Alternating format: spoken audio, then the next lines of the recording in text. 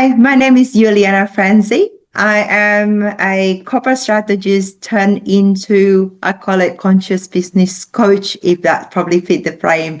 And on this conversation I have with Prosper in Online Prosperity Show, I will open up myself to what got me here and where the journey takes me in a way that is help you to grow, shift your business scales in sustainable, effortless, and prosperous way.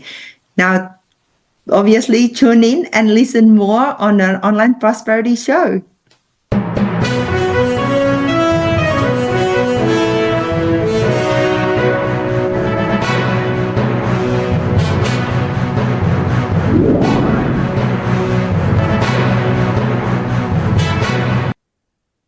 Now, ladies and gentlemen, welcome to yet another exciting episode of the Online Prosperity Show, where we dig deep into the real world's strategies and also soulful secrets that will help you build sustainable success without burning out. I'm your host, Prosper Taruvinga, and today's guest is the incomparable YulianaFrancie. Now, Yuliana, how are you doing today? I'm very well, thank you. It's great to be here. And thank you for the opportunity for me to present myself in your show. Absolutely. I'm taking it, I pronounce your name wrong. It's Yuliana, right? That's okay.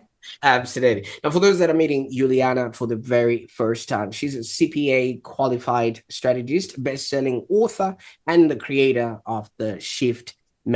Now, she comes with over 25 years negotiating billion-dollar deals, and she actually traded corporate boardrooms for a soulful business. Now she's helping high-performing women to scale with ease, freedom, and purpose. So in this episode, we're going to help you discover how you can literally move from exhaustion to embodiment and from chasing validation to creating a legacy. And I want you to expect practical systems, spiritual breakthroughs, and yes, a bit of salsa dancing in the kitchen. And guess what? No dancing shoes required. So I encourage you to stick around until the end, and you will find out why Yuliana's shift day might actually be the game changer you didn't realize you needed. Now, Yuliana, I could go on and talk about things that I'm not even qualified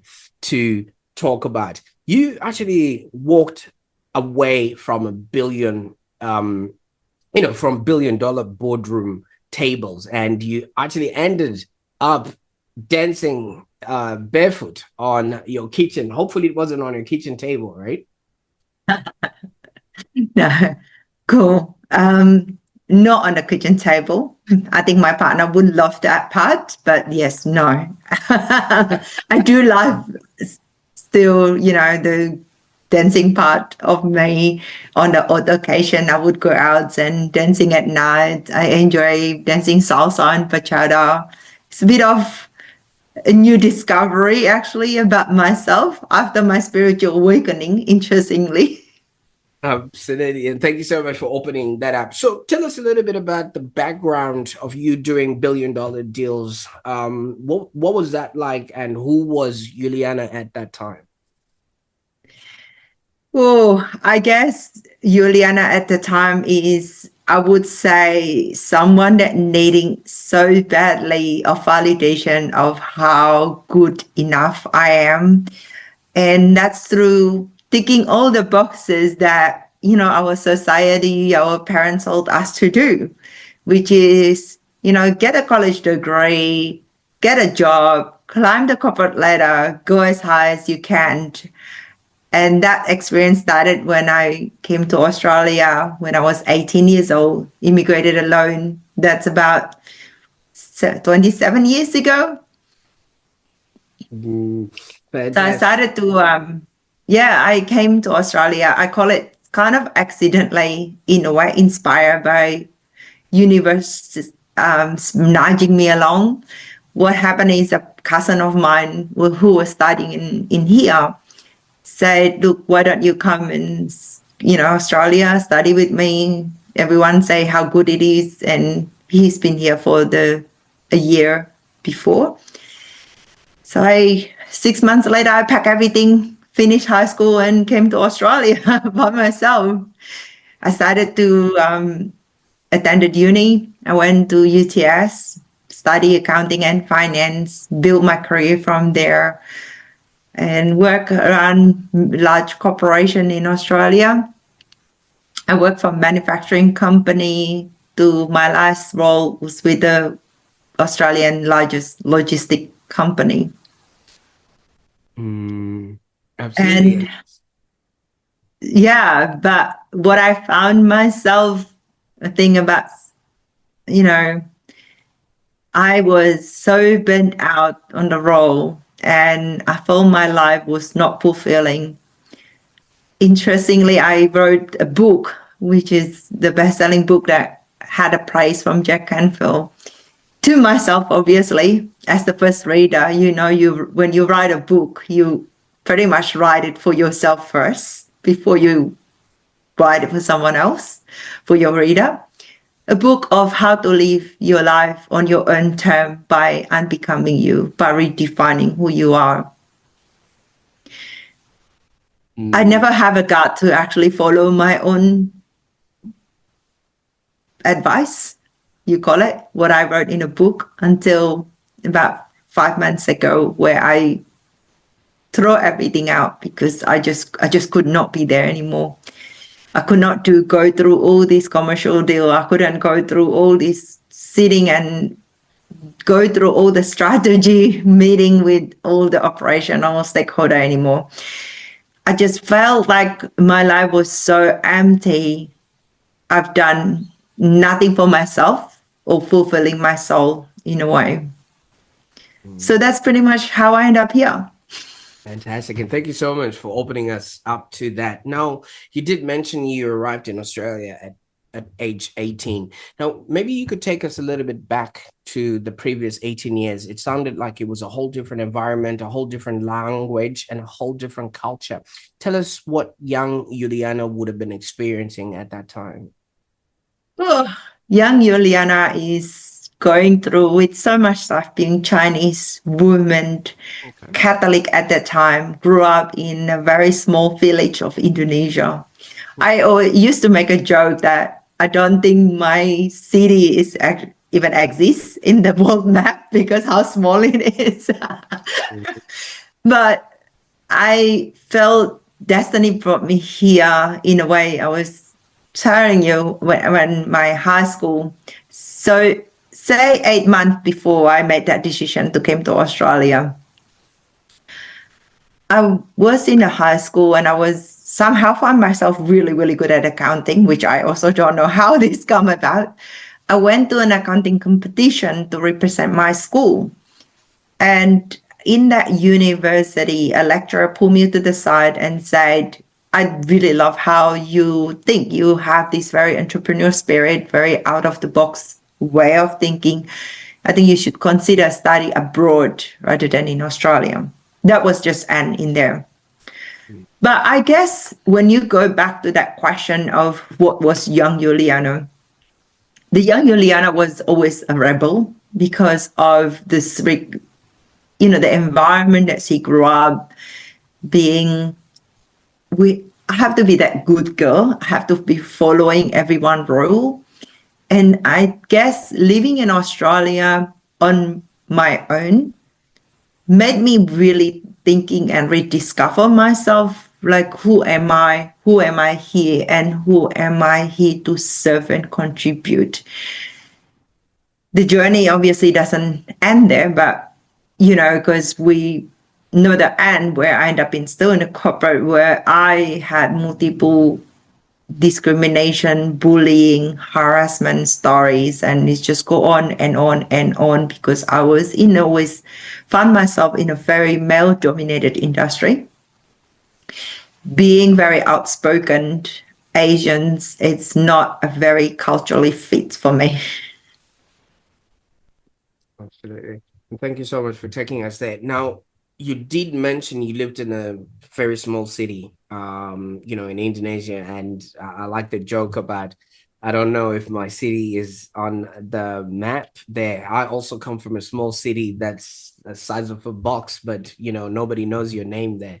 In in that particular city, is that where the societal expectations sort of came from? As in, were there any expectations from you as a young kid to actually do well, or did you then impose this on your own self? Yeah, it's both of from society, but also from my parents' expectation. As you know, the probably famously the tiger mom. My mom is like that, expecting that you have to do the best at school, and for them, where they couldn't even afford to go to school, for us to be able to study abroad was a big achievement. They applauded themselves in a way. But being in a small town as Chinese and everything, we have very much has to follow from, how we carry ourselves, who do we talk to, what clothing we wear. Mm. It's part of being not even expectation. It was a safety for us because it was the law was never on our side. The law was, against us in every way. If we feel we threatened, there was no real protection for us. So we have to be very careful of how we mingle within the community, how we show up in the community, who we hang out with, and even like to make sure that, oh, that's not how my mom always say, what does the neighbor say? That's very, very much, the expectation rule that was set, because it's not just we want to be seen as a good citizen, but we also have to do that out of fear of safety. Mm. Absolutely. So obviously, most of these things are outside of your control, even outside the control of Yeah. your parents, because if the whole society is looking at each other, there's all these checks and balances and things of that nature. But you'd say the environment was Catholic, if I understood you well. Were there any sort of role models that, even maybe you don't even mention their names, but were they people that you probably looked up to and said, oh, wow, if I would grow up, I would want to be like this person, do what they're doing, or things of that nature, just so that I have an understanding of, what sort of influences were there right at the start? Yeah, I don't really have those kind of influences directly on my life. I guess, being Catholic in the Muslim environment with 99% are Muslim, it's give us that sticking to our own community. Right. And we just do what community does in a way. We stay together, we hang out with our own community. It's kind of strange in a way because although we live in Indonesia, we never being acknowledged properly as equally the same as Indonesian citizen if you were a native Indonesian. Mm. Right. So there now lies a stigma of you are a people that are not even recognized. So obviously, what you have to do matters. You have to Correct. represent, every one of you would have to be a representation of that. That's a lot. Yeah, it is because, if you cross that line, whatever that line is, you actually put in a danger to the whole community, on our community in a way. And it has happened where in the past, whether that's local riots or protests or whatever, it could have very badly implication to us in a safety, like even physical safety. And we don't even need to cross that line, and we're already there. I can understand. So obviously, you coming from a place like that and coming to obviously a place like Australia, where just about it's just your might, and it's a lucky country. You only just need to apply yourself in order to be, do, and have. What was that sort of? Because there would have been a total cultural shock on your arrival to Australia. Could you maybe walk us through that experience?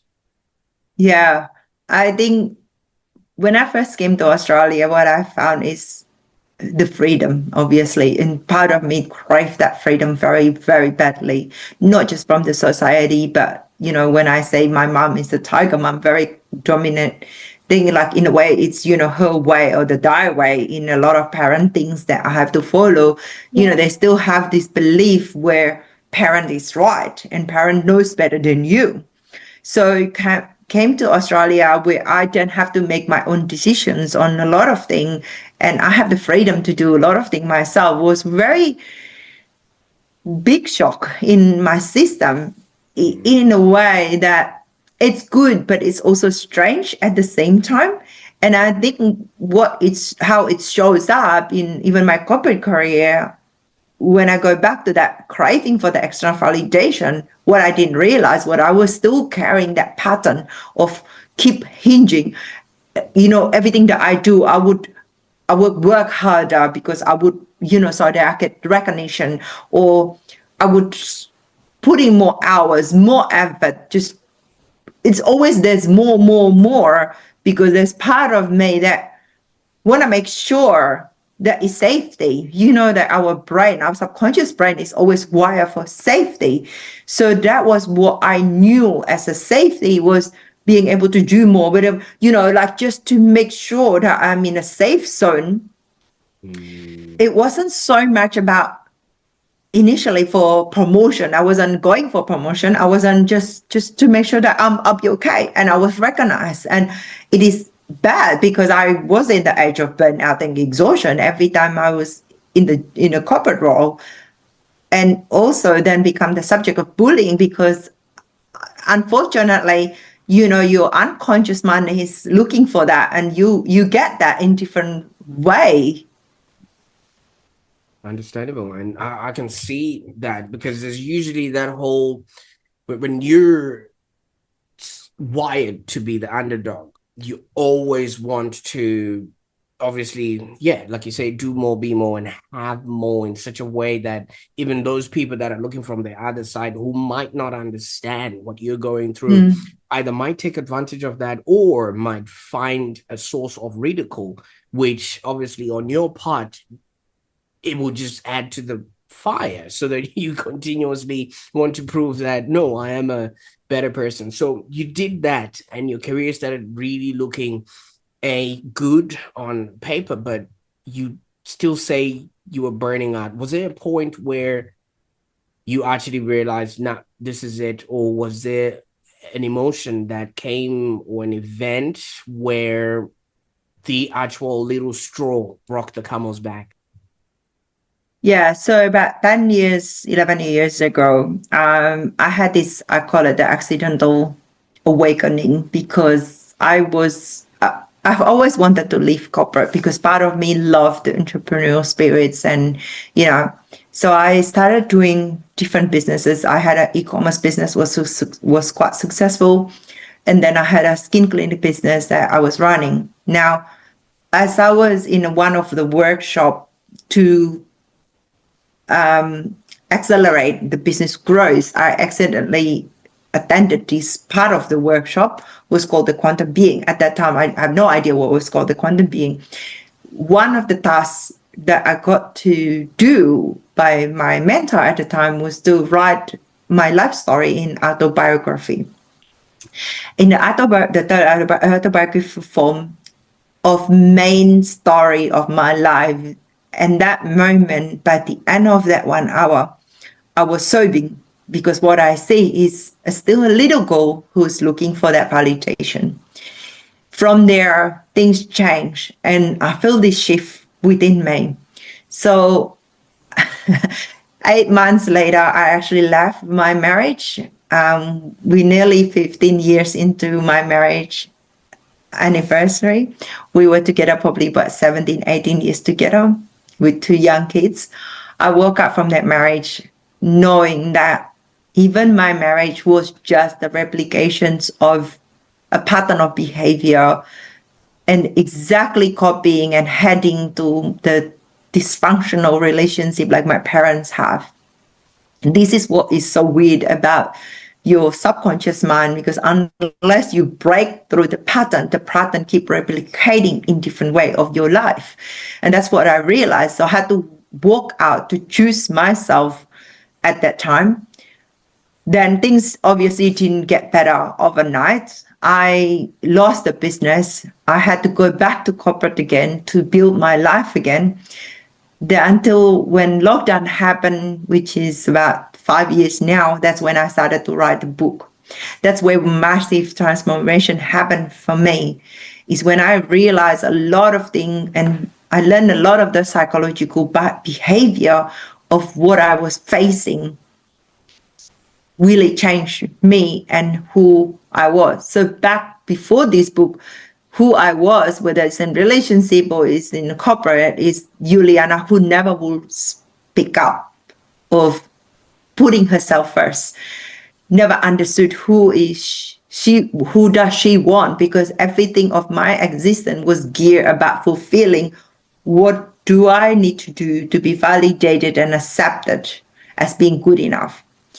The book really changed me to understand that when, how I need to prioritize myself and what pattern do I need to break. Things like, even a little emotional attachment theory where I was so badly anxious when my partner pulling out from me and I start doing more to gain that acceptance. I had to stop all of those patterns, understanding that those are things that not serving me in the long run. I see you look at me. Oh, absolutely. I mean, obviously, this is not an easy part of your life. I mean, leaving your marriage, your identity, and obviously that high-paying role, that's huge. You know what I mean? But Yeah. it all stemmed from having written your life story. Now, maybe for those that are watching or listening, can you maybe point out to us what aspects of this writing your life story do they need to really do? Because this created a big shift in your life where you started to realize who you were is not necessarily who you are becoming or who you want to become. So there could be a lot of people that are going through life right now and they haven't had that realization. So this life story that you wrote, your life story, can you maybe give us a gist of what that looks like? So exercise that I would work with my client is really understanding and sit down of writing down life story. It does not have to be in a very timely manner or anything. It's very much you put yourself in a sort of environment where you feel a bit more relaxed. And by yourself, alone, uninterrupted for an hour. Get a pen and paper and start writing down of things that happen to you in your life. Then look for the pattern. I can tell you now because interestingly, our brain works on pattern. If you imagine your subconscious mind, they just nothing, that movie Matrix where you see the matrix. It's pretty much what it is because the pattern is the metric that controlling you. And until you actually break that, you would always do or gear your whole existence toward that pattern. But universe showed you who you are, what you need to do, and how you can shift and transform through those patterns. So once you identify those patterns, it could be, say, is that the repeated toxic relationship that you were on, or is this, the way your relationship with money? All these things will show you exactly where you can actually shift. From there, you can actually redefine this identity of who you are because we tell ourselves all this narrative unconsciously already give us that signal of identity. We start with, I'm a morning person, I'm not a morning person, I love coffee, I love tea. All these little things, you actually can sum up what are they in relation to your pattern. So if you start looking at the narrative and the pattern that you have of what you wrote in the journal, you will be able to transform yourself very, very quickly because you break that pattern and you redefine yourself to a different person that who you want to be. But in most importantly, align to who you actually true to yourself, instead of this is what my mom expectation, this was, my teacher expectation and stuff, because this pattern doesn't come overnight. Like I said, because you see the story, you might be in high school one time and someone call you fat, for example, and you get really offended and you get charge of that. But understanding that, that's not who you are, but learning to know where the root cause of that story, of the narrative, when that happened, give you that power of being able to accept yourself, and 90% it will overcome your issue with the weight gain or feeling very unworthy of love. Now, you're presenting something that I think in the NLP sectors they call a pattern break, which basically is, shifting from what was to what you probably need to sort of follow through. If I just, what do you call it? Just duped that a little bit. But patterns are everywhere.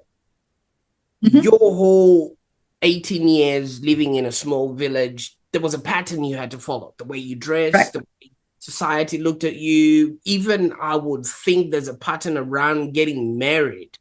Was divorce even spoken about, or something that was within the patterns of what you guys were doing? Because I would think in many tribes and spaces, once you're married, divorce is sort of taboo. And I would think there would have been a lot of work on your part, because the judgment, the failure, the losing yourself that happened in that pattern break, that was immense. Yeah, for sure. You nailed that. Because look, for my community of, the society, divorce does not exist. The word does not exist. You're supposed to stick together. It does not matter what has happened, because you protect the image, protects the wealth as well, because you lose some of them through divorce, whether that's split in half or whatever that might be. Now, if I would put this in a context, what I just explained to you about shifting the pattern, what I see with myself as a pattern is what I identify. Our relationship, or my relationship with my ex-husband before, was heading into the same toxic, dysfunctional relationship as my parents. My mom had an opportunity, or she had a thought of leaving. But like what you said, and obviously she couldn't do it. Think about 90s in a small village of Indonesia, about what people would say.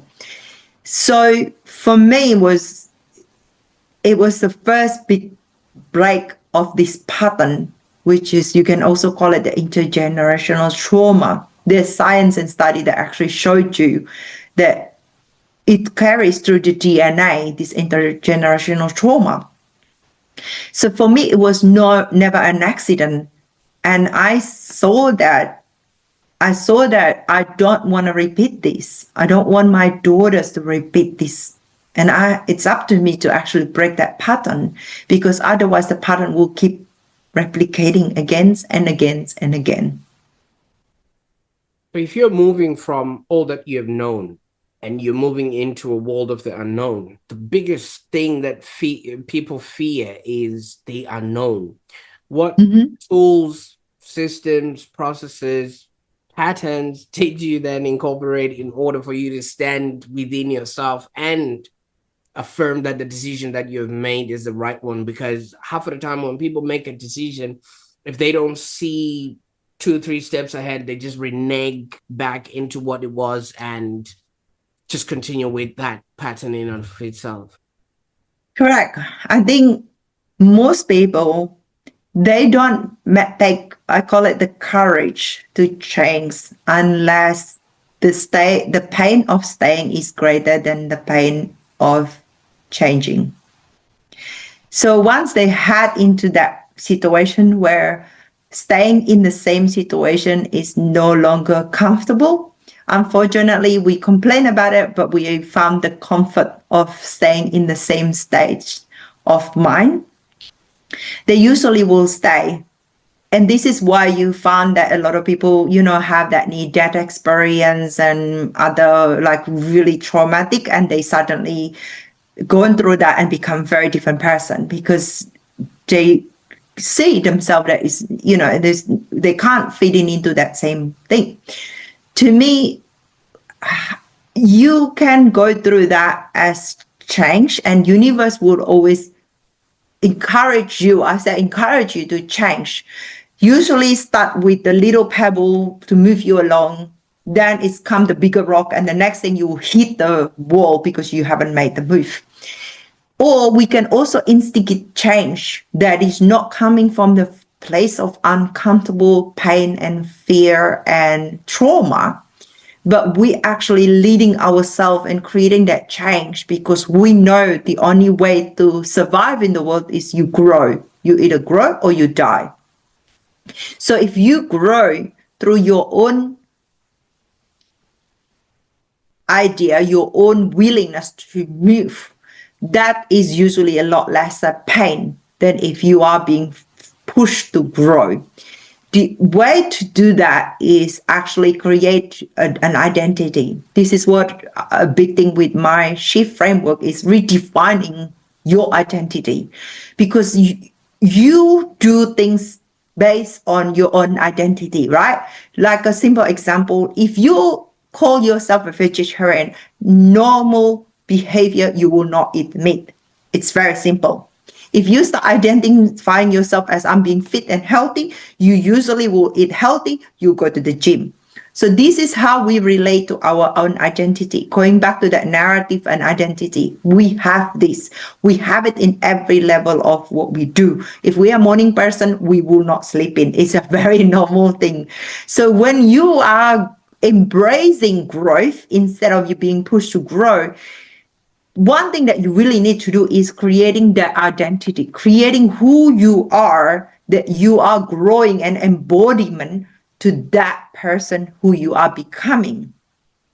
So for example, if you want to grow on your next level success in your business, whether it's 5x of where your business today or 10x of that, create the identity of who is it?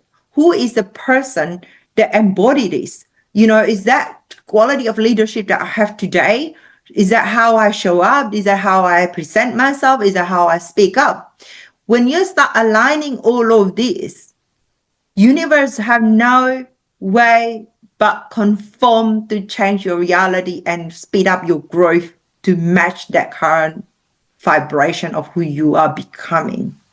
This kind of growth is spiral up growth, where it does not coming from a push and as a pain and a fear and trauma.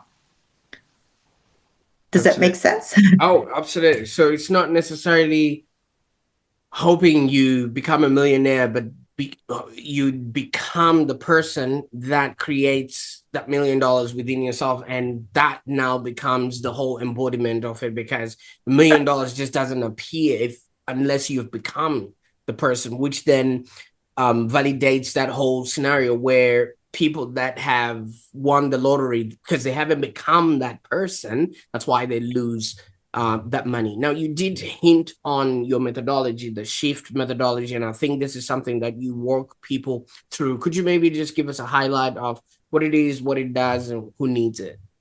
Yeah. So SHIFT identity is something that I work with business owners to scale up their business. SHIFT comes from the acronym of S, which is the strategic foundation. It's really aligning your vision. H for your high value identity, which we touch a little bit about embodying who you are as the sovereign CEO. I as the integrated winning team. So you need to build a business that really support you. Otherwise, you'll burn out. And it's not scalable either.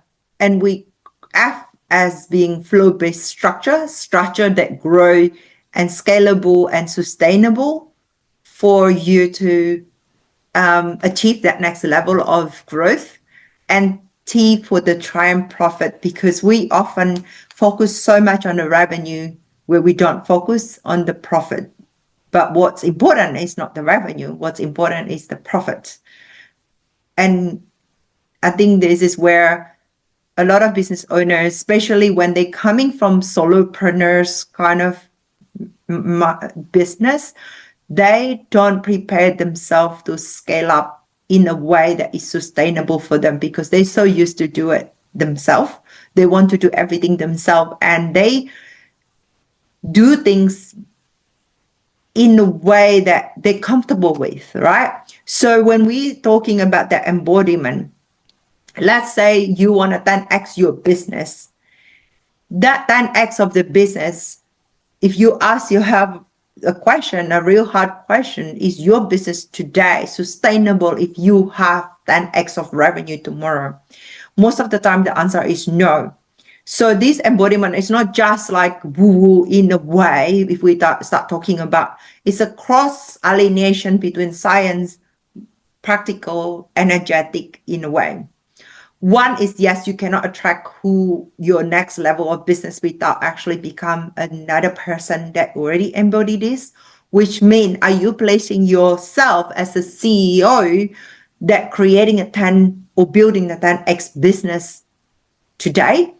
Because what it does is your embodiment will makes a difference. It shifts your day-to-day decision making on how you operate your business as well. So see how this become cross alienation of how you operate to your beingness, if you like. But it's always start with you as the vision first. So once you create that vision, this is how it looks like when it's 10x. Your future will pull you, but your day-to-day decision and action will create and ensure that you will achieve that vision. Does that make sense? Really. And thank you so much for opening that up, because I mean, obviously, what you're talking now is bordering on the realms of really doing the business side and also the spiritual side of things and things of that nature. But some people might actually think that business and spirituality don't mix. You know, what have you maybe found to be some of the biggest myths, and how do you bust those myths, especially when it comes to that? Because you did have to explain yourself and say, this is not woo woo, it's this embodiment, you know. Yeah, I guess we can always say, if we want to run the business from the logic way, and this is most of the corporation, and this is what I learned from running the boardroom in the logical, linear way, the growth will be linear. But remember, what takes you here won't get you there either, because what you already know will stay in that level, because you're the same level of mindset. But the thing is, we can't separate spirituality to business to who we are. If anything, I truly believe that your business is an extension of your soul purpose.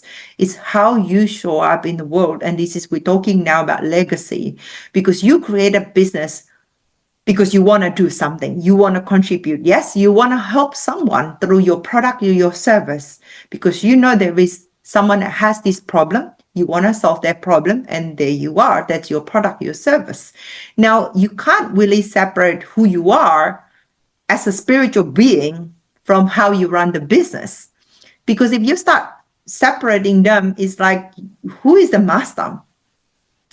The thing is, we talk about quantum leap, we talk about being effortless business and sustainable. We all know when you are rely on the person that the doing and the doing and the doing, where it will take you is the exhaustion, burnout. That's what it is. But how we can achieve a quantum shift, quantum scale, you can see it with, most of the successful and famous people, whether like Steve Jobs or everyone, they don't realize so much just the logical linear thinking of it, because logical linear thinking will just get you to what you already know, which is the same level of you are today. All right. Now, Yuliana, somebody might be watching this or listening to this and thinking, you know what? I was brought up in Australia, really well adjusted. I didn't burn out in corporate. I might not just need this. And I don't know if you know, in Australia, they have a statement, oh, should be all right, mate. Whatever it is, it will figure itself out along the way and stuff like that. Does this actually work on humans that don't come from a small Indonesian town? Of course, I think the only difference is I think I have to go through and break more pattern than if you are been living in a very probably more comfortable situation. When I say comfortable, it doesn't just not physically, but emotionally, spirituality is a lot more comfortable in a way because you didn't have to go through those different things that you have to break through, where I probably have a lot more to break through in terms of the pattern.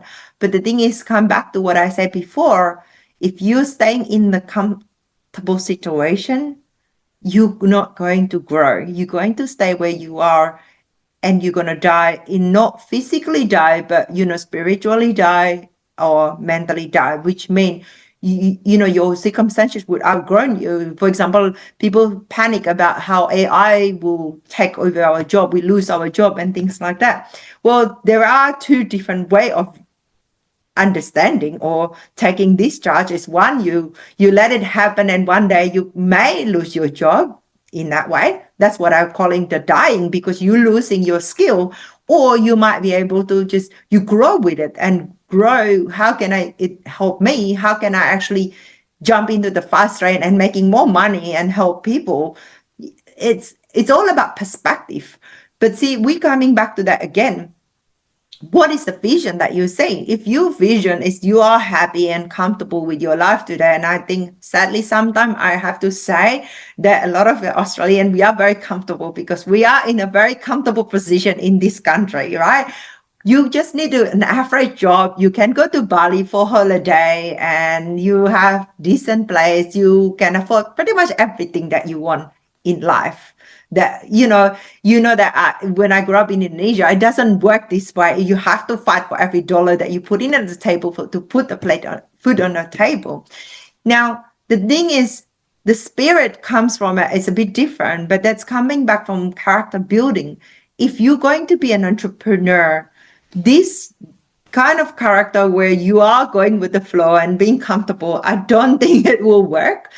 And that's a big mindset shift. A lot of people they see themselves, oh, I'm entrepreneurs tomorrow because I see they got a freedom. They make so much money. I'm inspired, like, another Mark Zuckerberg kind of thing. But I'm sure there's a lot of character building that he had to go through to be who he is.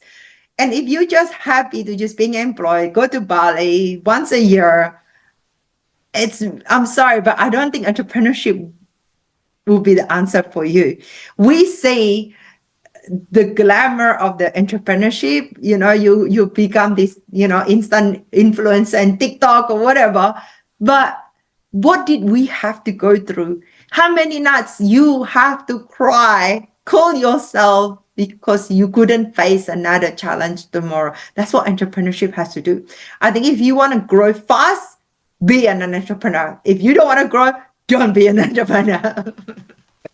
I like that. I like that a lot. And I now feel like what you're doing and offering people is an actual pattern break.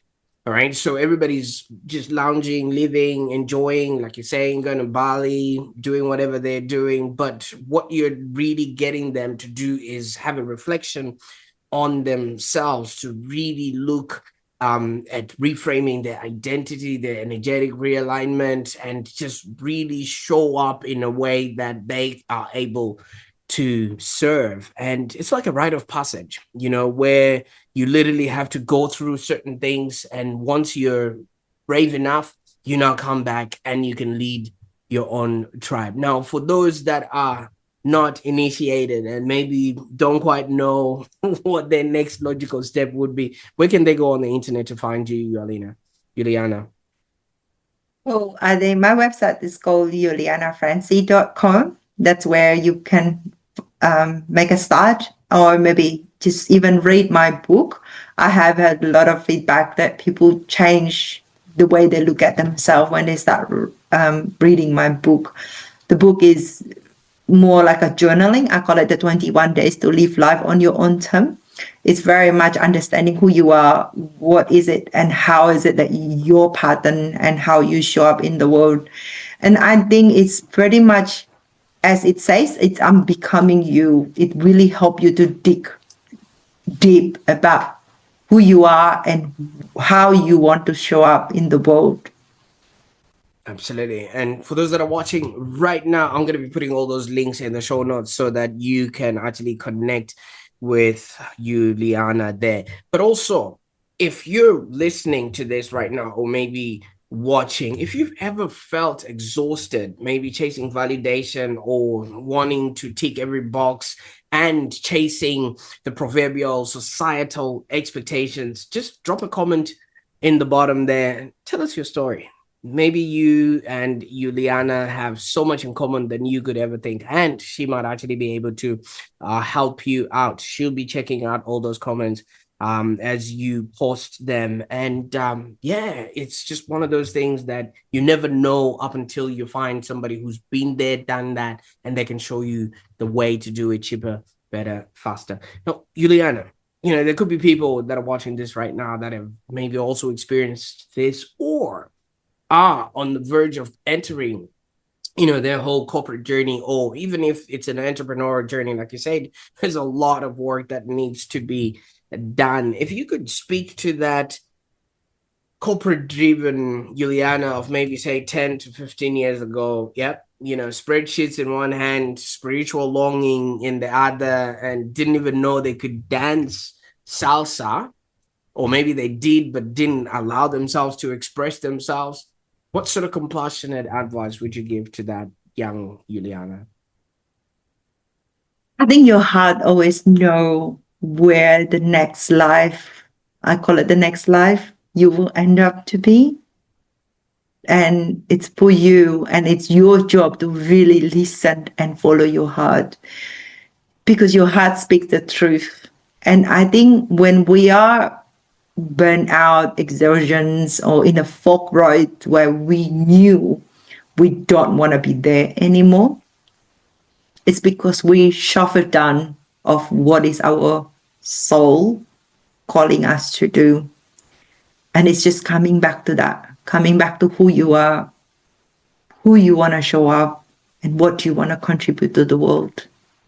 I love that, because I viscerally believe in life we're here to live, to learn, and to contribute. And you obviously have lived through your lived experience, and you've learned the lessons that you have learned, and now you're sending the elevator down so you can contribute to others, so they don't experience that burnout, and they can actually take a shortcut while learning from you. So all the books, links, and everything else are going to be in the show notes there for those that are willing to take the leap. Now, Yuliana, I think the person that we're speaking to now is a completely different version to the 18-year-old that flew into Australia, and the 20, 30 something that had to realign themselves to the life that they're living. What's next? What can we get excited about that you're working on now that you've brought us into your world? Look, I think my mission is instigate change. I do it through my book and my podcast. What I really want to instigate is the courage on women, where they might be standing in a fork road, like we say, whether that's a decision to get divorced, a decision to leave a corporate job, it any kind of decision that it requires you to find that courage. I spread out the words and through the podcast and everything, where I share the story, where it's like, you kind of know today, if she can do it, I can do it. The story really changed. If she left her corporate role, she survived, then I can survive too. That's pretty much what I discovered through my own journey.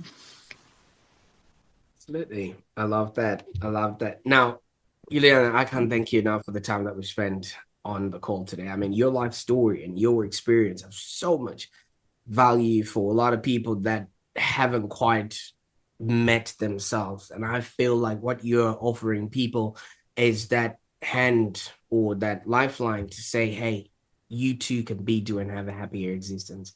So I can't thank you enough for the time that you spend with me on the call today. You're welcome, and thank you so much for having me today. It's been a pleasure to have a chat and share my story today. Fantastic. Now, for those that are watching and listening right now, I think this has been a I can't find the word, steering journey, and you actually going on a winding road, and then you discovered that it was you that you were looking for all the while. No validation from people, society, or systems. It was just you that you needed validation from. Because if you notice, from all the boardrooms to now dancing barefoot in the kitchen, that's a big journey, but it's still the same person. It's still the same feet that were pointed in completely different directions, right? From spreadsheets to now soul contracts. I think, thank you so much for shining the light on why sustainable, purpose-driven scaling matters more than ever, because we're in it for the long haul. It's not just for this quarter or the next quarter and things of that nature. Now, for those that are listening yet again, if this episode moved you, please share it with somebody who needs permission to scale. And there are a lot of people that are looking for this permission, either from their parents, from their boss, from their clients. Just allow them to see this, because the only permission they need is permission from themselves. And this alone would actually help them be, do, and have a happier existence. And if somebody shared this with you, consider subscribing to the Online Prosperity Show for more powerful stories and strategies that you can use to be, do, and have. And in the next episode, we're going to be exploring ideas on how to create a more happier, more fulfilled existence. And I will put all the links where Yuliana can find you can find Yuliana and connect with her gifts. So if you're ready for transformation that really feels as good as it looks, not just good on paper, I encourage you to check out Yuliana's Unbecoming You book, and also see if you can jump onto the Shift Day experience. Head to her site and maybe just leave a comment below. She will definitely be in touch. I can't wait to see what you're going to do with this information. Bye for now.